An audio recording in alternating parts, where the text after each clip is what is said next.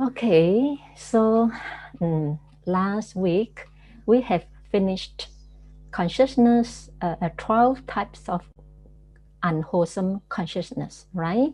Under the sense sphere consciousness. So today we want to continue the beautiful consciousness. So here you can see from, let me use the pointer. So you see, sense sphere consciousness, there are 54 types of sense sphere consciousness. So under 54, there are 12. We have finished the 12 unwholesome. Now we are going to beautiful consciousness. There are 24. Why is it called beautiful? Somana citta. Somana citta. Why is it called beautiful? Because it is rooted or accompanied with beautiful mental factors of of like non-greed, non-hatred, and so on. And it's called beautiful because it covers the wholesome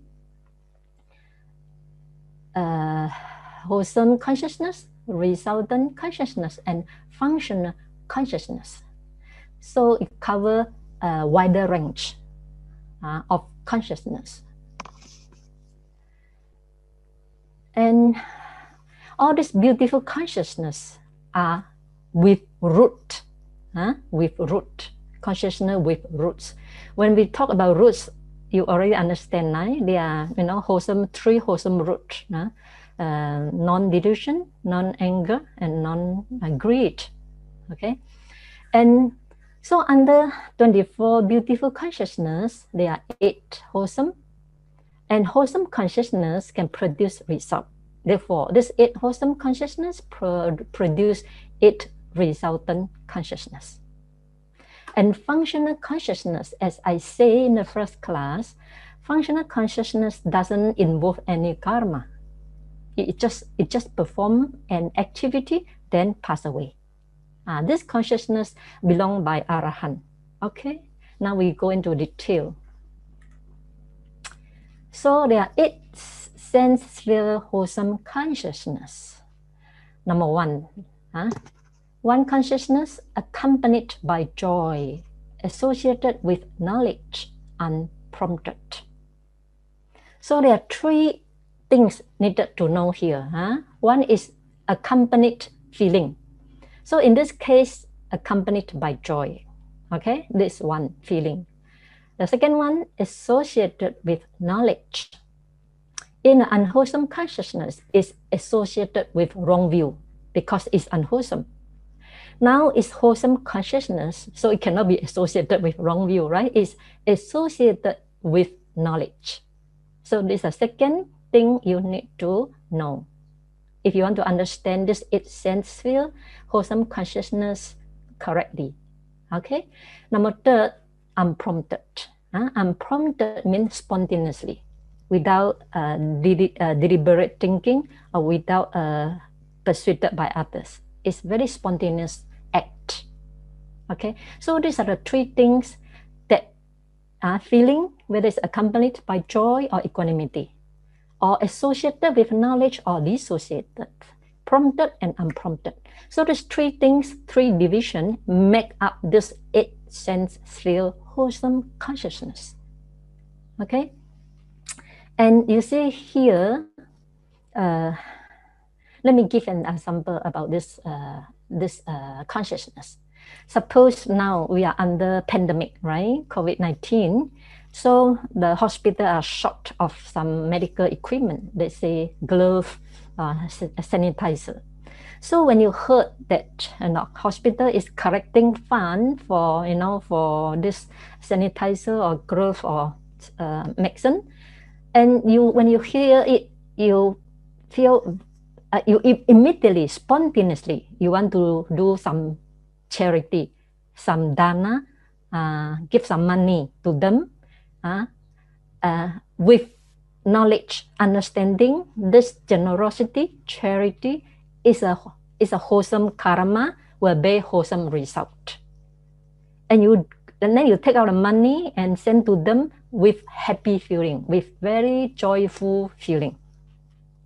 So in this case, because you see, you do it spontaneously, so it's unprompted, unprompted. And you do it with knowledge. You know it's a wholesome karma, bear wholesome result. It's not unwholesome karma, it's wholesome karma and bear wholesome result. So this is called associated with knowledge. And you do it very happily. Then it's called consciousness accompanied by joy. Okay, so this type of consciousness has three roots, three wholesome roots. First, you are able to take out your money. This is non-greed, right? If you are greedy for your property, if you have attachment to your money, you are unable to do any charity. You are unable to come out with your money. Therefore, now you take out money and do dana. It's a non-hatred. It's a manifestation of non-greed. Okay, and associated with knowledge means you understand it's a good karma, bear good result. So understanding the law of karma, therefore, is called non-delusion. Okay, and you do it happily, and you want to help others who are helpless. So you have metta, you have loving kindness towards those who are sick, who need the help. So this is called non-anger, non-anger. So this type of consciousness, doing charity with understanding and with joy and unprompted, has three roots of non-anger, non-hatred, and non-delusion. So it's a very beautiful consciousness. Okay? And I'll give you another example. For example, when you sign up for Abhidhamma class, okay? When you first hear that, oh, there's Abhidhamma online class. So spontaneously, very happily say, I want to sign up the course. I want to sign up the course. And you also understand, learning Abhidhamma is wholesome deed, is wholesome karma. It can enhance our knowledge and can lead a better life with that understanding.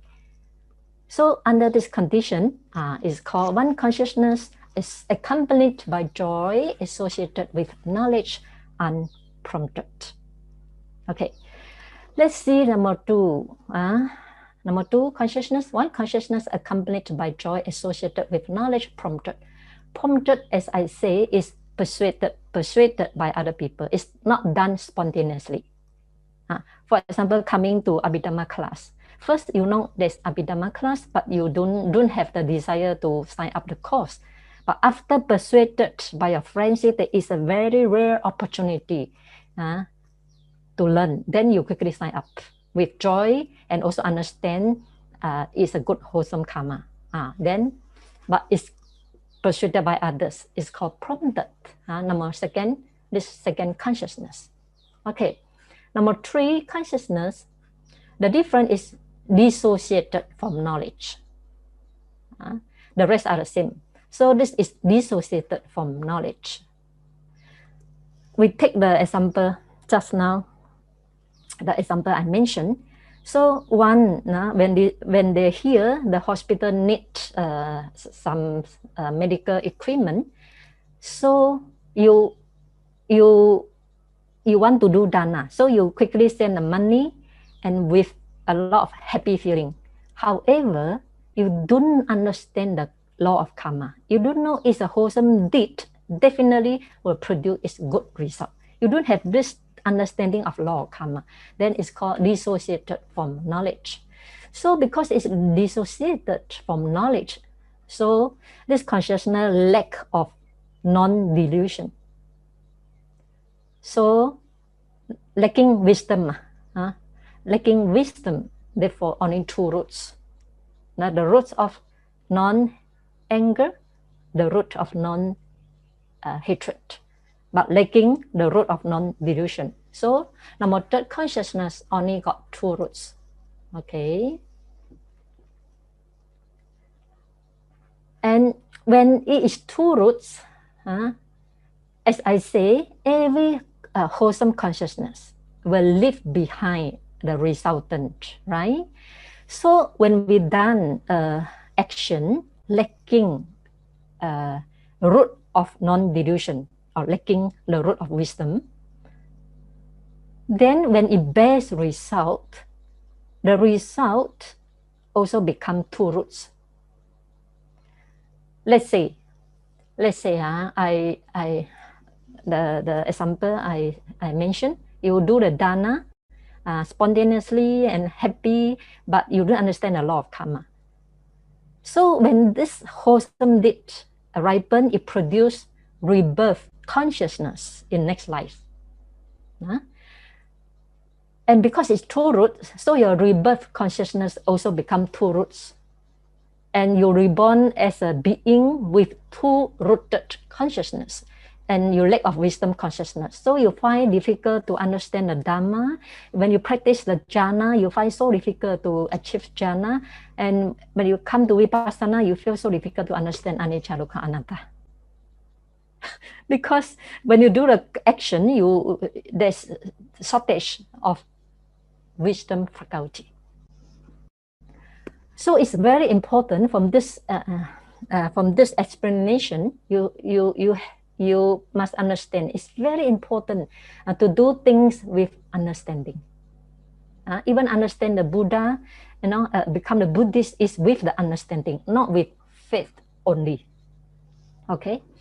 Now number four. Number four, the difference is prompted. Prompted here. The rest are the same. Okay, now we come to number 5. So 5, 6, 7, 8 are the same as 1, 2, 3, 4. The difference is accompanied by equanimity. The rest are the same. Now the feeling is different only. 1, 2, 3, 4 accompanied by joy. 5, 6, 7, 8 only accompanied by equanimity. For example, just now I mentioned when you want to do dana, want to do some charity, then you do it very spontaneously with knowledge or without knowledge. But your mind is equanimous, not much joyful feeling. And this is called one consciousness accompanied by equanimity, either associated with knowledge or dissociated with knowledge, prompted or unprompted. So this is the difference. Okay. Now I have a question to ask. Now we are talking about sense sphere wholesome consciousness. So to let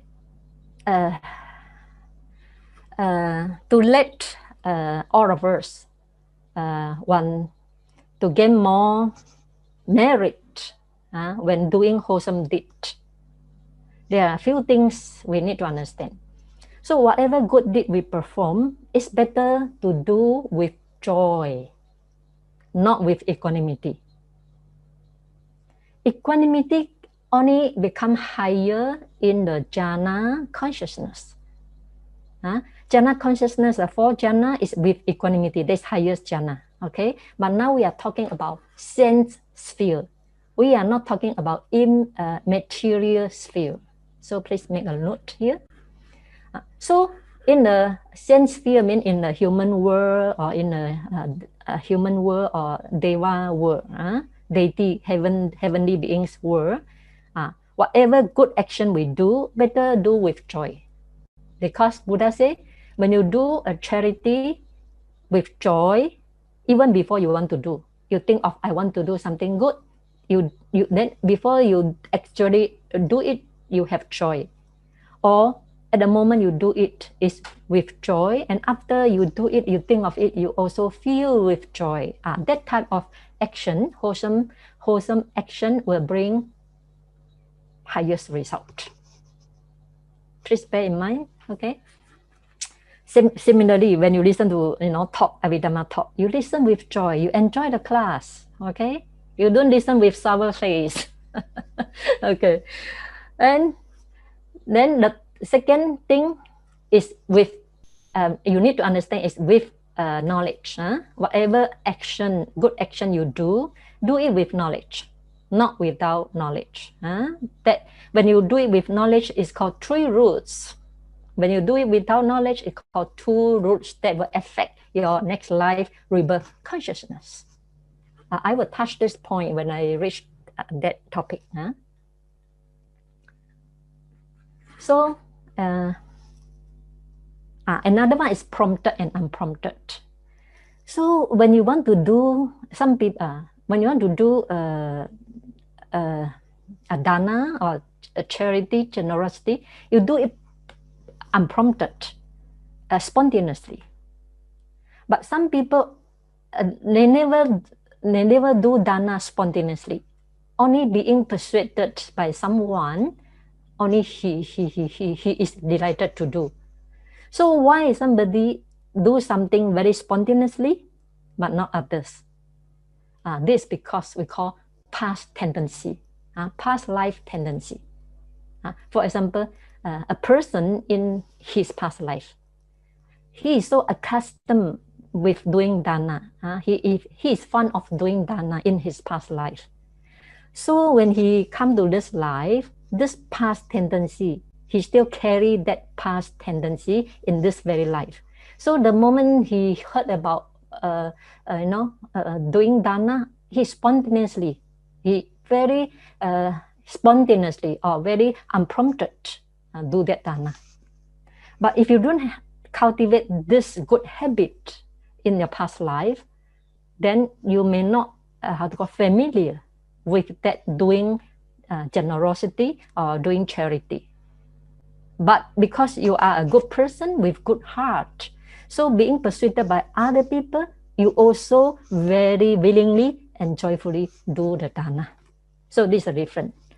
So, and this 8 sense sphere wholesome consciousness arise in us as ordinary beings, as well as in Trini, stream noble one, exclude Arahant. Sotapan, stream enterer, non-returner, and one returner. When all these people exclude Arahant, when they do any wholesome deed, whether bodily, verbally, or mentally, or under this 8 category. Okay, then you may ask, why is not include Arahant? Because all this sense sphere wholesome consciousness will produce result in next life, and Arahant have already eradicated the root of rebirth. That is ignorant and craving. Therefore, what Arahant's action cannot call wholesome consciousness, only call functional consciousness. Okay, now we go to next one. We have finished 8 sense sphere wholesome consciousness. Now we are talking about 8 sense sphere resultant consciousness with root. All this 24 beautiful consciousness is with roots. And this is very easy to understand. 1, 2, 3, 4 up to 8. The name, the words are exactly the same as 8 sense sphere wholesome consciousness, exactly the same. The difference is these 8 are resultant consciousness. So let's see, number 1, one consciousness accompanied by joy associated with knowledge unprompted, right? Exactly the same as the wholesome consciousness, the first wholesome consciousness. But now we are talking about resultant consciousness. So the first wholesome consciousness. Let me go back the slide. Okay, the first wholesome consciousness, see, one consciousness accompanied by joy associated with knowledge unprompted. So when this consciousness, like doing dana, doing charity, or listen to Abhidhamma course, now let's say doing charity, when this karma perform, it it leaves behind karmic tendency. And when this karmic tendency, karma, ripen, so it will produce its result called one consciousness accompanied by joy associated with knowledge unprompted with 3 roots, exactly the same as the wholesome consciousness. Okay, now one question arises that is an important question arises to make you understand even better. This one consciousness accompanied by joy associated with knowledge unprompted, resultant consciousness will only arise in next life, not in this life. It will produce resultant in next life and become rebirth consciousness of human being, or if you're reborn in Deva, heavenly realm, it becomes the rebirth consciousness of Deva being, of heavenly being. Okay, so this consciousness will become the rebirth consciousness in next life, not in this life. Okay. And suppose this person do dana, let's say, he do dana, last time he do dana, now because of that dana, he was reborn in the human realm. And his rebirth, first rebirth consciousness is one consciousness accompanied by joy associated with knowledge unprompted, and he is reborn in a rich family with this consciousness as his rebirth consciousness. Okay, then the second wholesome consciousness produced the second result here. The third wholesome consciousness produced the third result here, and likewise. Okay, now we come to the next one. It sense feel functional consciousness.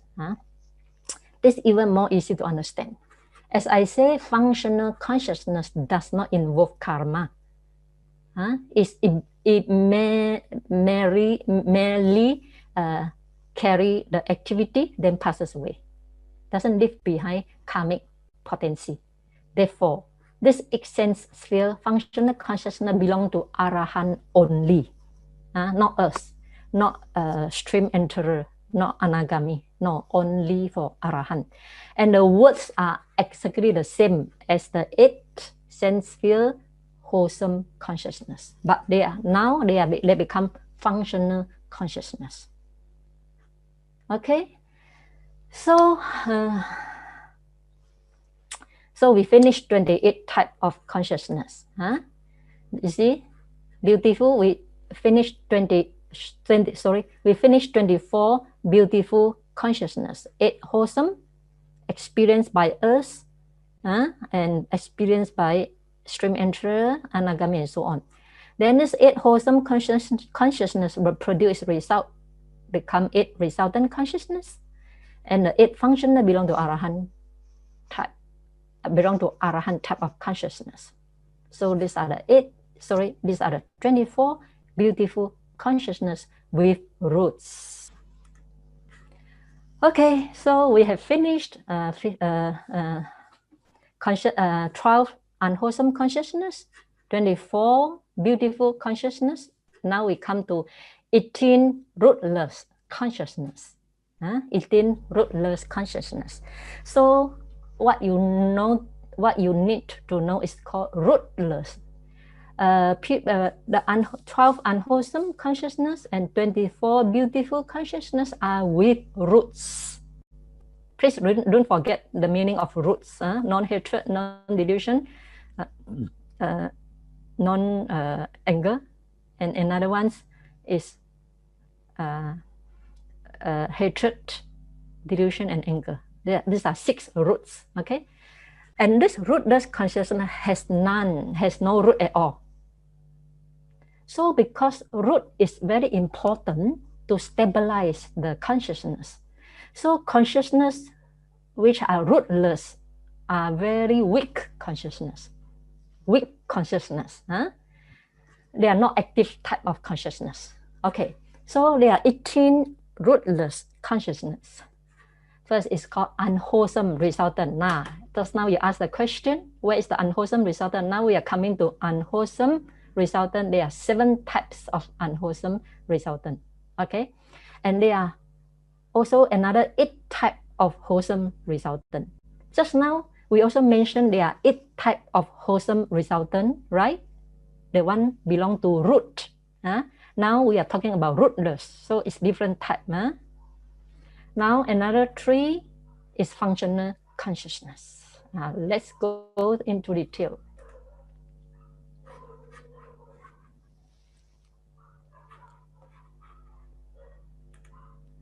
Okay, so under rootless consciousness, there are 7 unwholesome resultant consciousness. This is also produced by the 12 unwholesome consciousness. We have studied 12 unwholesome consciousness, right? Now, these 7 unwholesome resultant are the result of the 12 types of unwholesome consciousness. Okay, number 1, eye consciousness accompanied by neutral feeling. Then ear consciousness accompanied by neutral feeling. Then nose consciousness, tongue consciousness. Okay, this 4 first. So when we talk about unwholesome consciousness, they are not themselves unwholesome. Resultant is not a karma. It's the effect of karma. So they are not themselves unwholesome, but it's the result of unwholesome consciousness. Okay? Please make clear this point first. So resultant consciousness is karmically indeterminate. No good or bad one. Okay. And they are unwholesome resultant produced by unwholesome karma. Let's see the first chitta, eye consciousness, accompanied by neutral feeling. So when you go out, so when you step out from your door, then you see immediately you see your enemy. Let's say you see your enemy.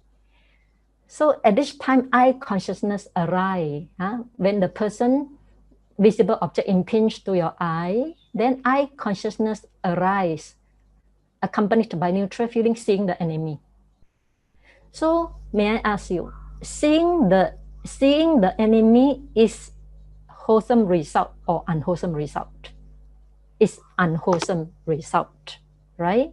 Therefore, at this moment, when whatever undesirable object, it can be your enemy, it can be seeing the corpse, or it can seeing an incident, or can seeing something which is undesirable to your eyes. That is called unwholesome resultant consciousness. There is eye consciousness accompanied by neutral feeling arises when the eye sees unwholesome or undesirable object. Okay, then second one, ear consciousness is the same. So when you go out or when you go to your office, then you hear some criticism to you. Some people criticize you. So the ear consciousness arise hearing that undesirable sound.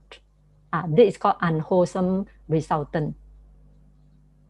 It comes from the unwholesome karma. Maybe next past life you criticize other people. Now you have this ear consciousness hearing some criticism to you, from others to you, about you. Okay? Similarly, nose consciousness, smell something bad. Tongue consciousness, taste something bad. All this 4, eye, ear, nose, tongue, these are accompanied by neutral feeling only. Why? Why? Because their impact is very weak. That's why only neutral feeling. Eye consciousness arise inside the eye sensitivity. Okay, so eye sensitivity cover very small area. So the impact to the visible object is very weak. Then you may think that seeing enemy, it can be very great, right? Then you don't understand the cognitive process. Here, eye consciousness is only one mind moment. One mind moment only. It doesn't really, you're only seeing an object. It doesn't really interpret the object yet. Okay? So the impact is very big, therefore it's accompanied by neutral feeling, same as ear consciousness. Ear consciousness arises inside in the nose, inside the nose. The area is very small only, right? Then nose consciousness inside the nose, tongue consciousness inside the on top of the tongue. So the impact of the object towards this eye, ear, nose, tongue is very small. Therefore, the accompanied feeling is neutral feeling. However, body consciousness is accompanied by pain. For example, when you go out, you kick the stone, suddenly accidentally kick the stone. Wow, you feel so painful. So the pain can be on the feet, but you can feel the whole body. Sometimes the pain can be spread into the whole body. So body consciousness accompanied by pain. It cannot be accompanied by feeling because the impact is very great for two reasons. One, body consciousness arises depend on body sensitivity. Body sensitivity covers the whole body. The head, from head up to the feet, all sensitivity, all body sensitivity spread out throughout the body. Therefore, you use your hand touch the table, you can feel the hardness because body sensitivity is everywhere. That's one reason why it's accompanied by pain, not neutral feeling. Another reason is that the object directly impinged to body sensitivity is earth element, fire element, and wind element. It's directly from the three elements, very strong matter. So for this reason, therefore, the body consciousness is accompanied by pain. Why accompanied by pain? Because it's unwholesome resultant consciousness. If it is wholesome resultant consciousness, is accompanied by pleasure. Different, okay? Then the next one, receiving consciousness accompanied by neutral feeling. What is this receiving consciousness? I want to explain this in my coming lecture. If I explain now, you cannot understand. So you just know this receiving consciousness that receive from eye consciousness. What eye consciousness sees, then receive consciousness receive it only. Then I will explain later when we reach cognitive process. Okay. Same thing, investigating. So when I see something, then receiving consciousness receive it, then another consciousness investigate it. All these are accompanied by feeling. Investigating consciousness also will be explained in my coming lecture. Okay, so these are the 7 unwholesome resultant consciousness produced by 12 unwholesome consciousness. Okay, next, 8 wholesome resultant rootless consciousness. I purposely put rootless to let you understand we are talking about rootless, a very weak consciousness, not an active type of consciousness. So same thing, eye consciousness accompanied by neutral feeling. Eye consciousness accompanied by neutral feeling. So how to decide this eye consciousness, whether it's come from wholesome resultant or unwholesome resultant? Because under wholesome resultant and unwholesome resultant, there are also eye consciousness, ear consciousness, and nose consciousness, and tongue consciousness, and so on. So it depends on the object the eye sees. If the object is undesirable to the eye, then it's come from unwholesome resultant. It's become unwholesome resultant. If the object is pleasant to the eye, for example, you see the Buddha image. Eye consciousness see the Buddha image. For a Buddhist, it's a desirable object, right? So at this time, eye consciousness accompanied by neutral feeling. Then why you say not by pleasure feeling? As I mentioned already, because impact, and this eye consciousness is only one mind moment only. One mind moment cannot see very clearly one.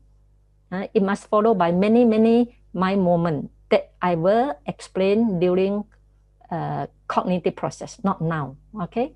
But I want to mention here, eye consciousness is only one single moment. And in one snap of finger, thousands of millions of consciousness arise and pass away. So one mind moment cannot see things very clearly, okay? And also the impact of the impact of the object to the eye is very small. Therefore, it's neutral feeling. Same as ear consciousness. You hear ear consciousness, hear somebody praise you, okay? Nose consciousness, smell something good. Tongue consciousness, taste something tasty. All these are called wholesome, resultant, rootless consciousness. And body consciousness accompanied by pleasure, because it's under wholesome, resultant. That's why it's accompanied by pleasure. If it's unwholesome, resultant, is accompanied by pain. And the next one, receiving consciousness accompanied by neutral feeling. I will explain in my coming lecture. Investigating consciousness accompanied by joy, and another one also, investigating consciousness accompanied by neutral feeling. So if it's accompanied by joy, I mean the object is very desirable, right? If it's accompanied by neutral feeling, maybe the object is neutral. So if you don't understand receiving, investigating consciousness, it doesn't matter, because I will explain it later. Okay, so these are the 8 wholesome, resultant, rootless consciousness. Now, next one, 3 rootless functional consciousness. As I say, functional consciousness, they perform tasks which do not leave any karmic potency. Okay? So these 3, no karmic involved, and neither resultant. They just functional, perform the task, then pass away. Okay, number 1 is called 5-door averting consciousness accompanied by neutral feeling. Okay, so let's say I give an example. When you are focused on your computer, when you are typing words, and suddenly a big, very noisy sound occur, then your mind turn to that sound. So turning to the object is called 5-door averting consciousness, accompanied by neutral feeling. Okay, and mind-door averting consciousness, 5-door and mind-door, they have the similar function, but 5-door only occur follow 5 sense consciousness. What are the 5 sense consciousness? Eye consciousness, ear consciousness, nose, tongue, body consciousness. These 5 are called 5-door consciousness. So 5-door averting consciousness follow after 5 sense consciousness. Mind-door averting consciousness is also same. For example, I'm writing my book. Suddenly a thought arises in me.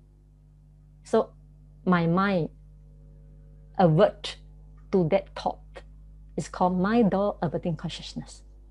So this mind-door averting consciousness do not depend on the sense door.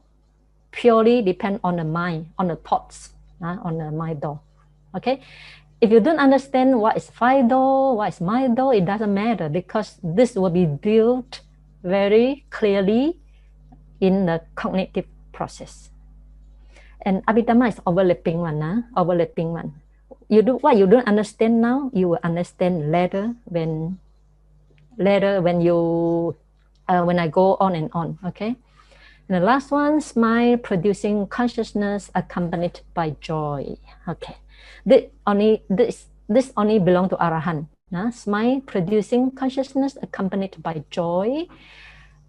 Its function is to cause Arahant and Buddha. Buddha is also Arahant, right? To smile about sense sphere phenomena. For an example, one day Buddha went out with Ananda. On the way, he saw a couple of beggars. a couple of beggars. And Buddha smiled.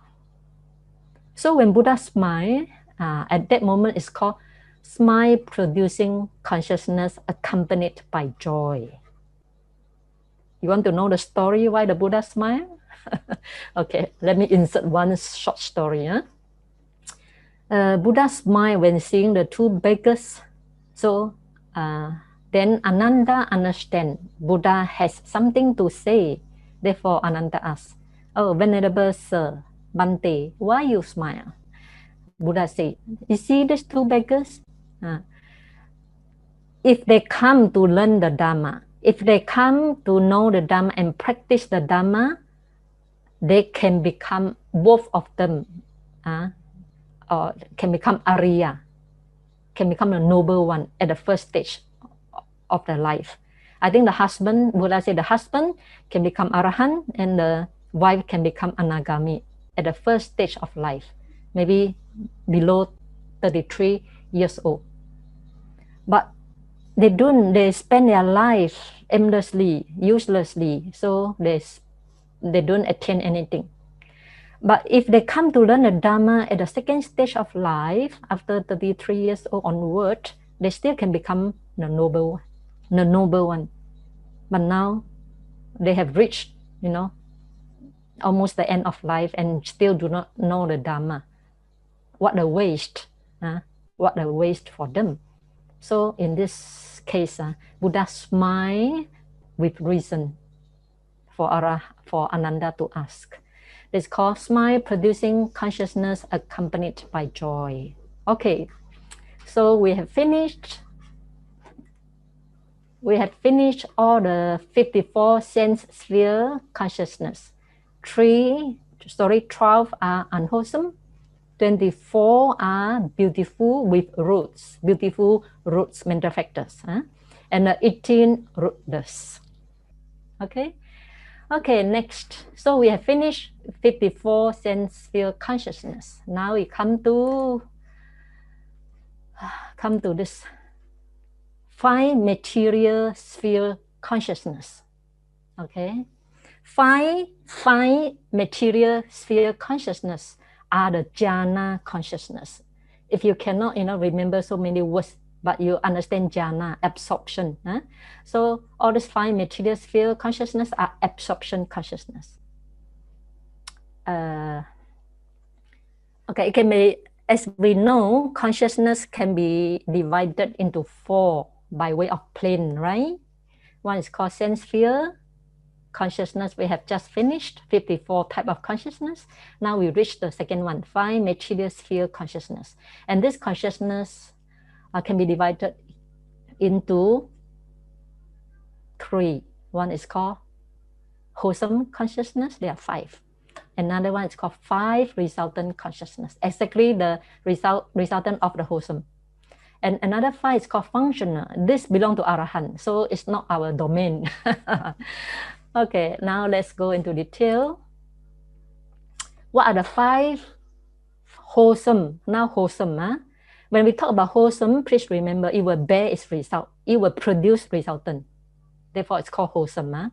So why wholesome? Kusala. Why wholesome? 5 material jhana. 5 material means jhana consciousness. 5 material sphere consciousness. Rupa, Vachara, Chitta. Rupa, Vachara, Chitta. First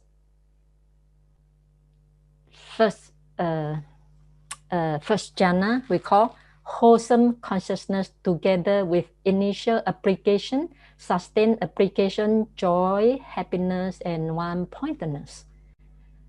So this initial application, sustained application, joy, happiness, and one-pointedness, these are called jhana factors. Jhana factors. So this first consciousness, first wholesome 5 material sphere consciousness is called first jhana consciousness. How to achieve this one? For example, we practice anapanasati, mindfulness of breathing. Then you concentrate on your breath, Then you breathe in, breathe out, breathe in, breathe out. When there's no restlessness, the mind fully concentrate on the breath, and you feel a lot of joy and happiness. At that time, whether you got light or no light, it's okay. But important, you must have joy and happiness. Joy, especially joy. So, and the mind is fully concentrated. At that time, you achieve first jhana.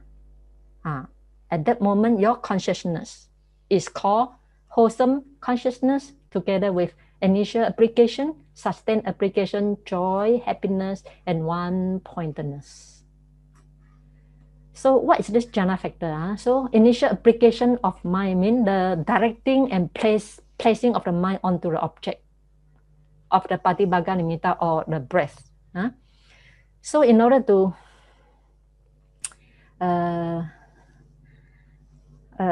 attain jhana, so you have to direct, your mind to direct and place your mind on the object. The object can be breath or the light come from the nostril. We call patibhaga nimitta. You don't understand patibhaga nimitta, it doesn't matter. It's not our topic for discussion. So this is called initial application of mind, vitakka. Then when you place your mind on the breath, they say, not enough. You got to sustain them. The mind had to be sustained, keeping the mind on the breath again and again. Okay, keeping the mind on the breath again and again. This is called sustained application of the mind. Sustain the mind on the breath. Then the third is called joy. When your mind has no restlessness, and your mind is keep anchoring on the breath or the nimitta, then the body become very light. You feel joy. One of the manifestation of joy is lightness of the body. You are interested in your breath or patibhaga nimitta. Okay, then of course you have happiness. And one-pointedness. One-pointedness is the mind fixing firmly on the breath or patibhaga nimitta. So these are the five jhana. These are five jhana factors. Initial application of mind, vitakka. Sustained application of mind, vichara. Joy, happiness. Happiness means you have very pleasant feeling or happiness associated with your meditation. And one-pointedness, ekaggata. So these are called five jhana factors. And this make up the first consciousness, first jhana consciousness called wholesome consciousness, together with initial application, sustained application, joy, happiness, and one-pointedness. Okay? Now suppose you want to enter into second jhana. In order to enter into second jhana, you have to give up initial application, vitakka. So after you come out from a first jhana, you say that, oh, vitakka is very gross. I don't want that. So you incline your mind to give it up. Then you go back to your breath or patibhaga nimitta. Then you will enter into second jhana. And this second jhana is called wholesome consciousness, together with sustained application. No more initial application. You give up that already.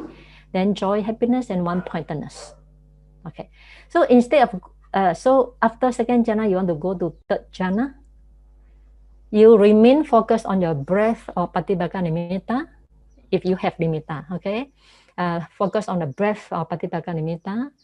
Then you make a determination, want to give up, want to drop the sustained application, because sustained application also make the mind a little bit tense.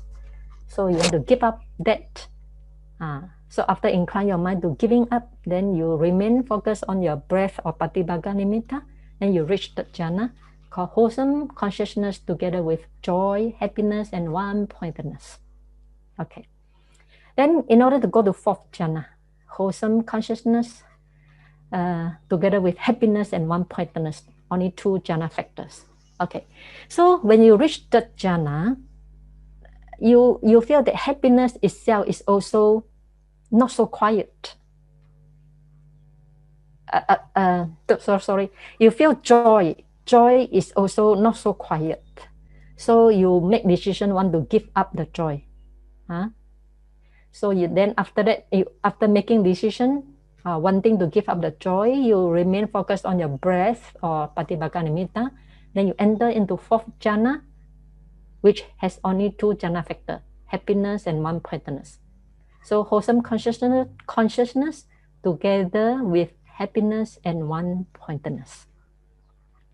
And lastly, you feel that happiness is also not a very quiet type of feeling.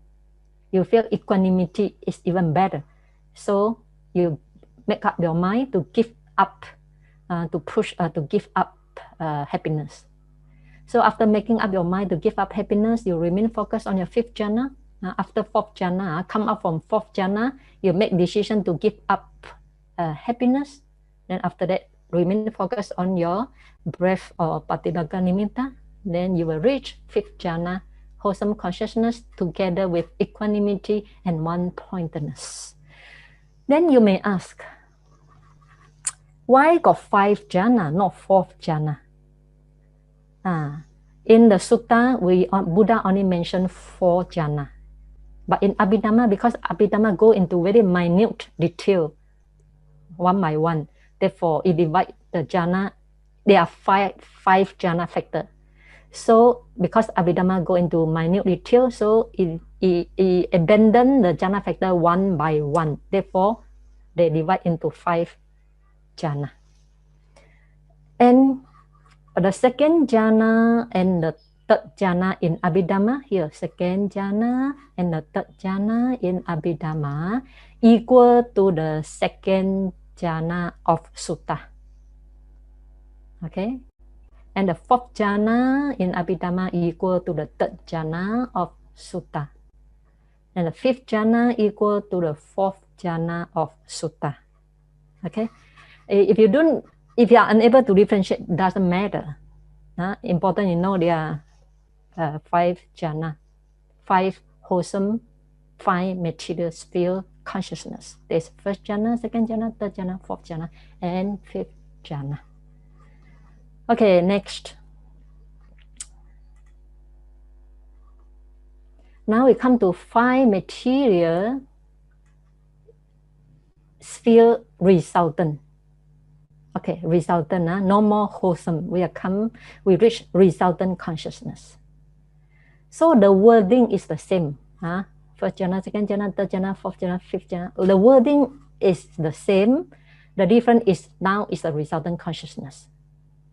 And this resultant consciousness cannot arise in the human world.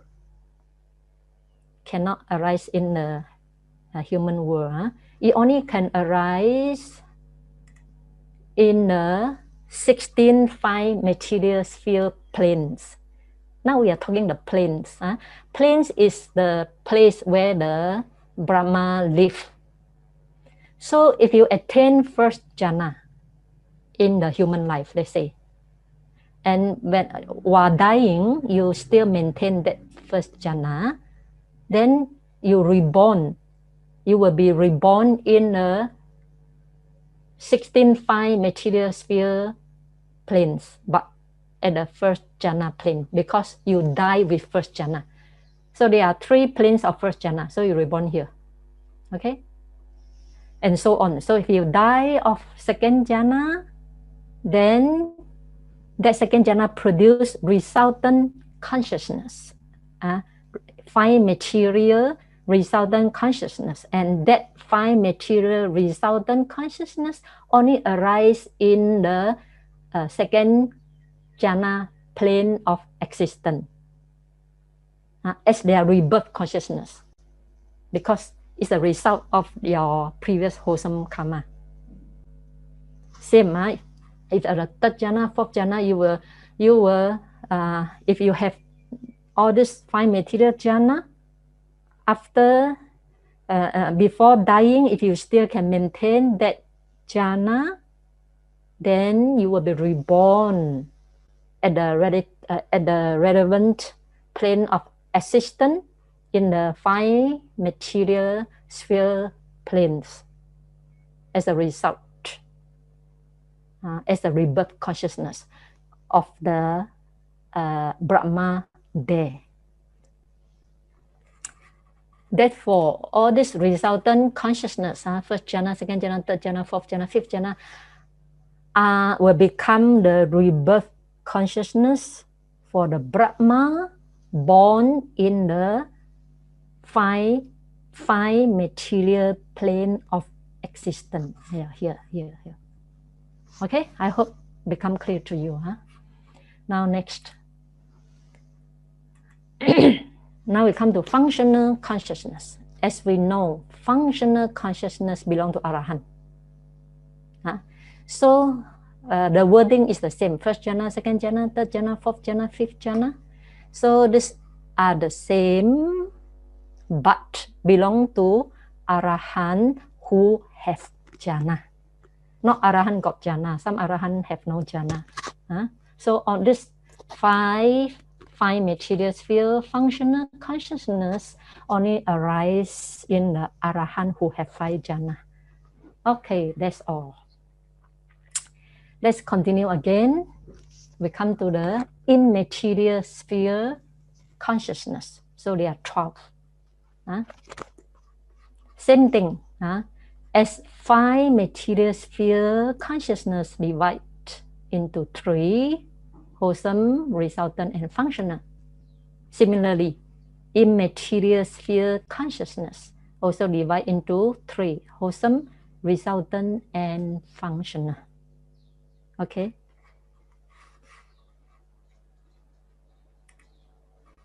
So what's the first immaterial sphere? Wholesome. We are talking about wholesome consciousness. Number 1, wholesome consciousness pertaining to the base of infinite space.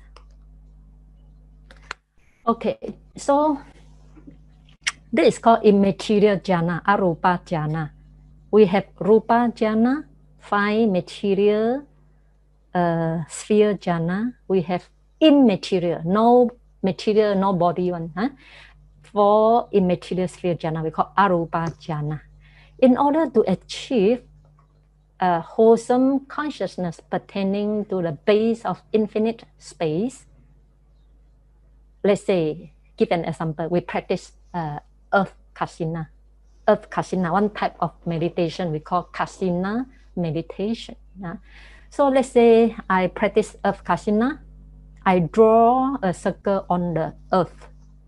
Then I look at the earth inside the circle.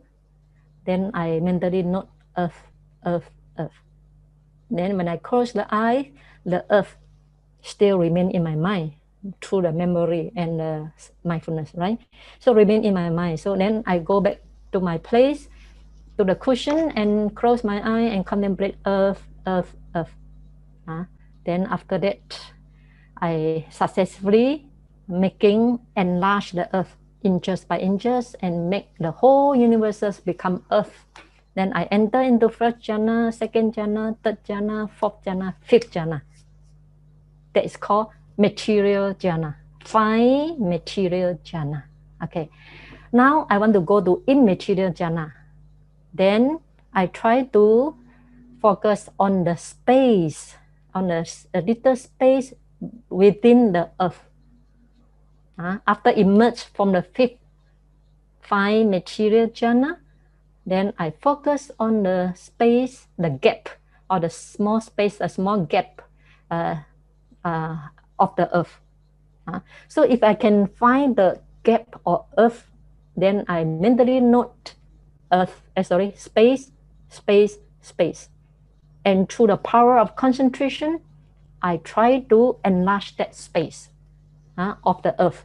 So when I enlarge inches by inches, space, space, space, then suddenly all the earth disappears. What left is boundless space. No more earth, then boundless space. Then I mentally focus on the boundless space, or space, space, space. And I enter into immaterial jhana called wholesome, number one, wholesome consciousness pertaining to the base of infinite space. At this moment, this immaterial jhana only got two jhana factors. There is equanimity and one-pointedness. This unlike five material sphere consciousness.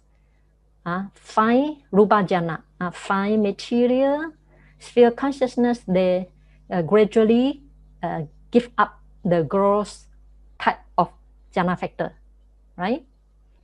And reach the fine one. But for immaterial sphere wholesome consciousness, all of them have only two jhana factor. There is equanimity and one-pointedness. Okay, so how long the wholesome consciousness pertaining to the base of infinite space lasts in your mind depends on how long you can stay in that immaterial jhana. So if you can stay in that immaterial jhana for 2 hours, then this wholesome consciousness pertaining to the base of infinite space will last for 2 hours. Okay, now I want to enter into another higher stage of immaterial sphere wholesome consciousness called wholesome consciousness pertaining to the base of consciousness. What should I do? I concentrate on the jhana consciousness. The jhana consciousness of this one, base of infinite space. Because just now I attained the immaterial jhana of base of infinite space. Right?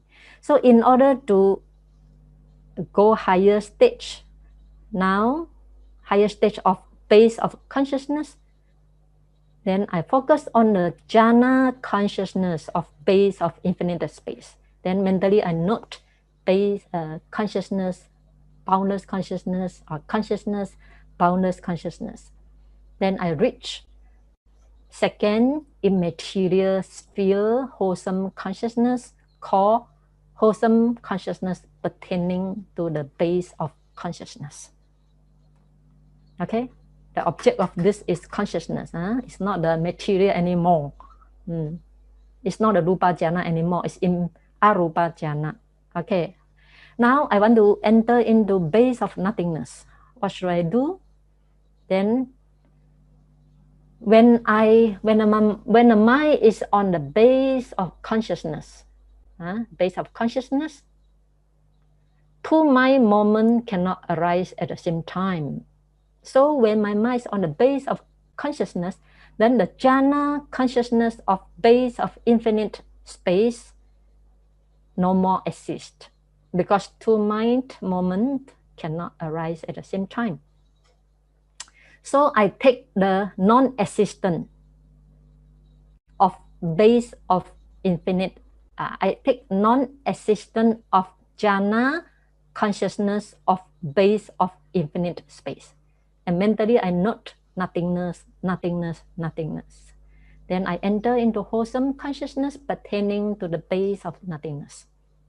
Okay, at that time, there are two jhana factors, same, equanimity and one-pointedness. And lastly, if I want to go to the highest stage of immaterial jhana, called base of neither perception nor non-perception, then I take the consciousness of base of nothingness. That consciousness no more there. So I take that nothingness as object. I take that consciousness who concentrate on the base of nothingness, that as object. Then mentally I note neither perception nor not perception. I note sublime, subtle, sublime, subtle. Sublime of what? Sublime of that perception, and subtle of that perception. Because at that moment, the perception neither become clear nor unclear. It's become very subtle. You cannot say it is perception or non-perception. Therefore, the name called base of neither perception nor non-perception. Okay, so you may not understand, why is so complicated? No problem, because to reach immaterial jhana, we are still far away from it. I explained to you just to enhance your knowledge only.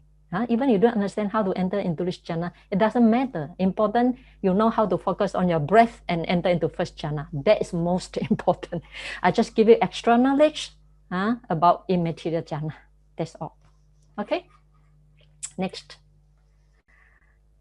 is for immaterial sphere resultant consciousness. Okay, since it's a resultant consciousness, number one, resultant consciousness pertaining to the base of infinite space, and this is a resultant of wholesome first immaterial jhana, right? And this resultant consciousness only can arise here. See this? Only can arise in the arupa, called immaterial sphere plane of existence. Become a rebirth consciousness of the Brahma there.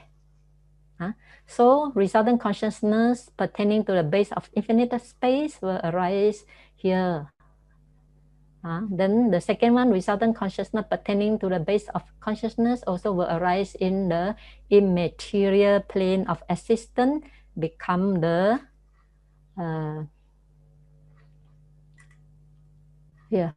become the rebirth consciousness of the Brahma here.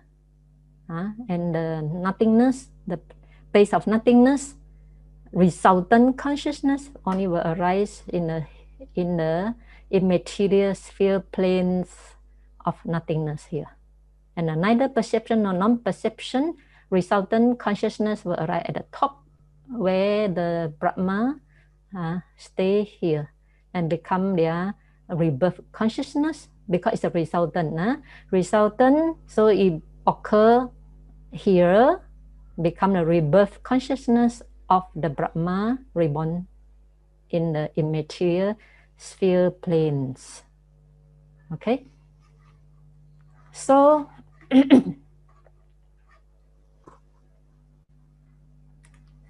so this resultant immaterial sphere resultant consciousness cannot arise in human being or in Deva.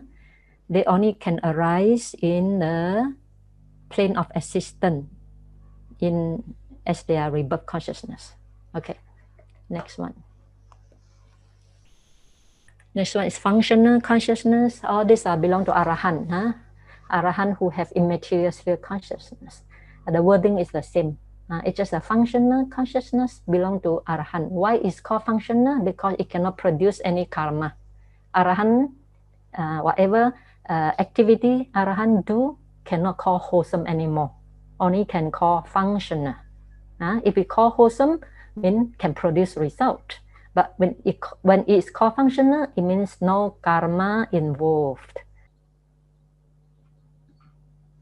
Okay, now we come to the last 8 type of supramundane consciousness. Supramundane consciousness can be divided into 2 groups. One is called path, wholesome consciousness. It's wholesome, path, wholesome consciousness. Another one is called fruition, resultant consciousness. So this path, wholesome consciousness produce fruition, resultant consciousness. Okay. So what is supramundane consciousness? Supramundane is the noble consciousness that has gone beyond the world of formations or the world of 5 aggregates of clinging.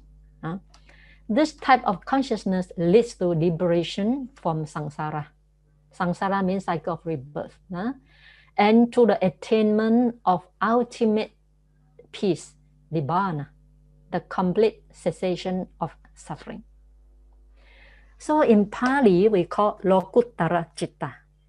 Lokuttara is 2 combination of words. Loka, Uttara. Loka, Uttara. Loka means the world of formation or the world of 5 aggregates of clinging. Uttara means go beyond. So go beyond or transcend. Go beyond the world of 5 aggregates or transcend the world of 5 aggregates. Therefore, it becomes the supramundane. The world of 5 aggregates of clinging is called mundane, like us. What we experience is called mundane consciousness.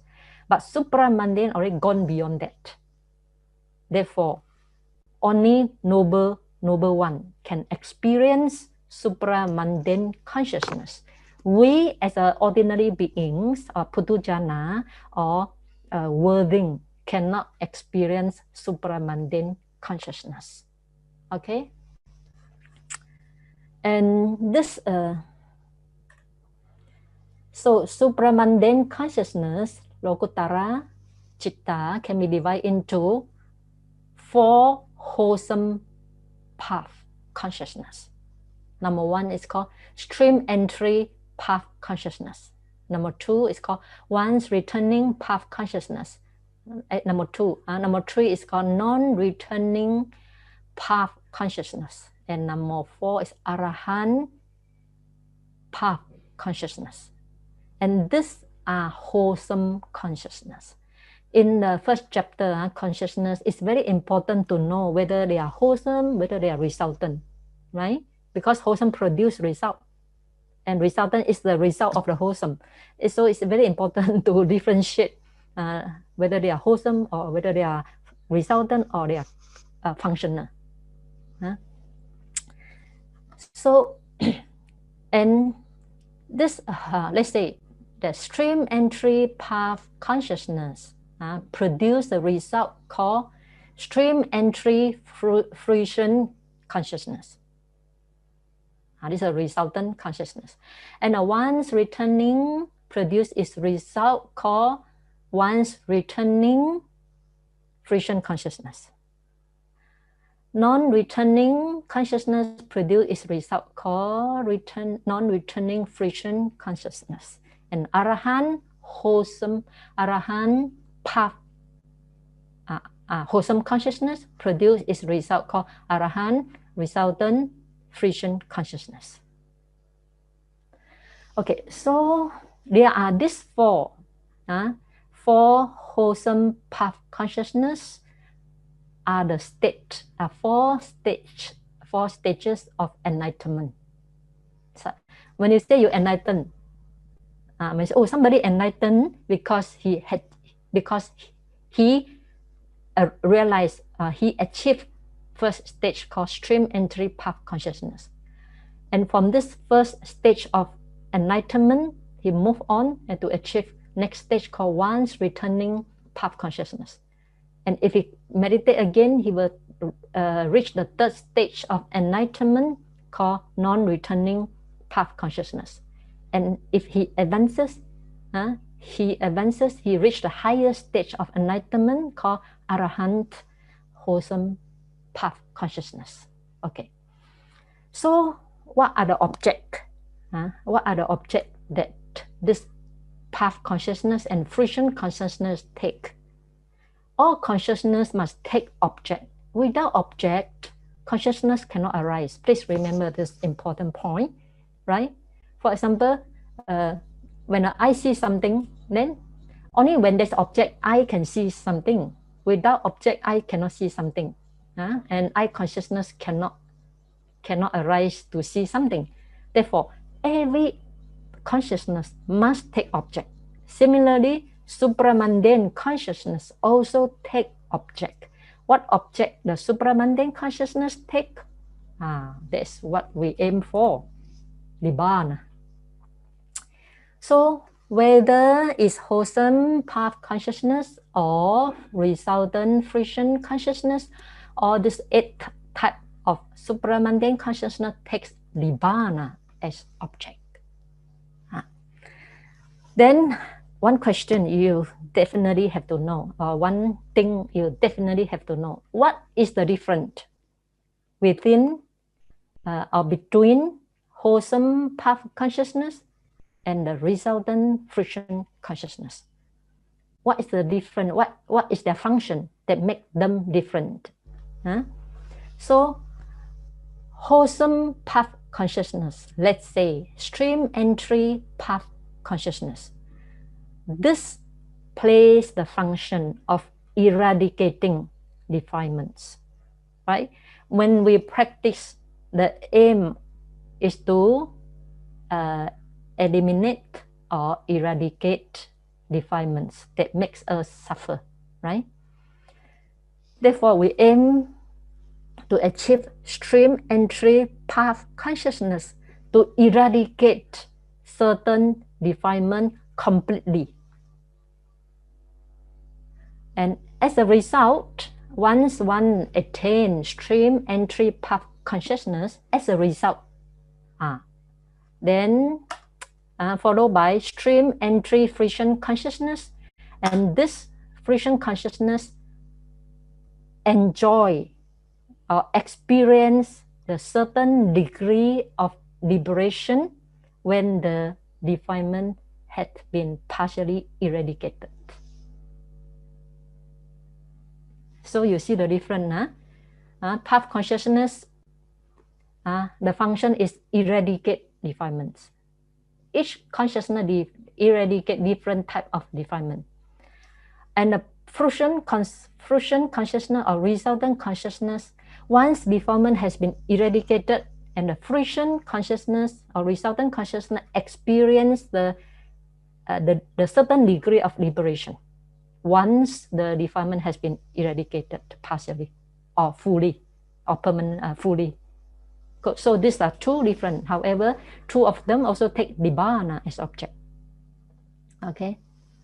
Then how to become the stream entry, how to achieve stream entry path consciousness? It's not through samatha. It's not through concentration or jhana. It's through vipassana. What is vipassana? Vipassana means seeing phenomena at different way. Seeing our five aggregate as anicca, as dukkha, as anatta, again and again, again and again, until your wisdom becomes matured. Then you attain stream entry path consciousness. At that moment, the stream entry path consciousness permanently uproot the three fetters. Number one is called personality view. A belief that in one or other there is a permanent entity or an atta, or belief in a permanent entity that migrate from one life to another life, which is wrong view, right? It's a personality view, a permanent soul that migrate from one life to another life. So once you become stream entry, then you permanently eradicate this personality view, or called wrong view. Then, do you remember under 12 types of unwholesome consciousness, they are the consciousness rooted in greed associated with wrong view? I hope you can remember. If you are hardworking student, you will learn by heart. If you are not hardworking student, I think you have returned all the lesson to me already. Okay, so this stream entry permanently eradicate the four unwholesome consciousness rooted in greed associated with wrong view. Okay. Then stream entry path consciousness also permanently uproot attachment to rights and riches, such as the practice of imitating the behavior of cows and dogs, various forms of torturing the body, such as sleeping on the pond, etc., or thinking that the practice will purify the defilements and lead to escape from a round of rebirth. If you think jhana, concentration, also lead to liberation, and you attach to it, also become attachment to rights and riches. Jhana cannot lead to liberation. Jhana is a foundation for liberation, but jhana itself cannot lead to liberation. And the third is eradicate doubt. Therefore, we say doubt is unwholesome. Doubt about triple gem. So once you become stream entry, then stream entry path consciousness permanently eradicate doubt. Doubt is rooted in delusion. Okay, so under the 12 unwholesome consciousness, 5 has been eradicated by stream entry path consciousness. So, and wholesome path consciousness here, this 4 only arise one time in one's lifetime along the samsara. For example, once you attain stream entry path consciousness, it arises one mind moment only, one mind moment, and although it arises one mind moment, but the power is very strong, so it can eradicate permanently 3 fetters, as I said before, and it never arises again in one's life along the samsara. For what reason? Why? Because the deformment has been permanently eradicated, no need to eradicate it again, right? But the fruition consciousness, resultant fruition consciousness can arise again and again. For example, you become stream enterer, and after that, you can enjoy fruition attainment. Because stream entry fruition attainment. You can enter into that attainment and enjoy the liberation, some certain degree of liberation. At that time, it's called stream entry fruition consciousness arise again and again. How long you stay in that attainment, then that consciousness lasts for that long. Okay, so fruition consciousness, resultant fruition consciousness can be experienced again and again by the noble one, but not the wholesome path consciousness. Okay, so before we do the transfer merit, I have something to say here. Yeah. So after the second class, you will start to realize, wow, it's very complicated. It becomes more and more complicated, and it's not easy to follow. I have been teaching Abhidhamma, although not very often, but through the experience, I'd like to tell you, if you are the first timer to attain the Abhidhamma, first time, beginners to attain Abhidhamma, if you can understand even 30%, it's a great achievement already. No one can understand Abhidhamma 100% in the first class. So please bear in mind, don't be disappointed or feel distressed. You only can understand only 30%. To me, if you can understand 30%, it's a great achievement. But how can you understand more and more?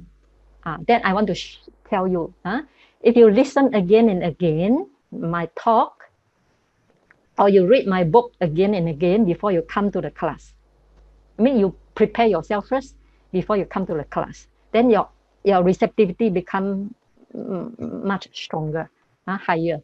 This is the reason why I insist that you listen to you read my book. And in my coming lecture, which I will teach cognitive process, I will refer a lot to my book. So if you don't have the book, I don't know whether you can follow or not, because I feel that it's not necessary to create so many PowerPoints, since I have already book in hand. So I will use my book as a teaching aid.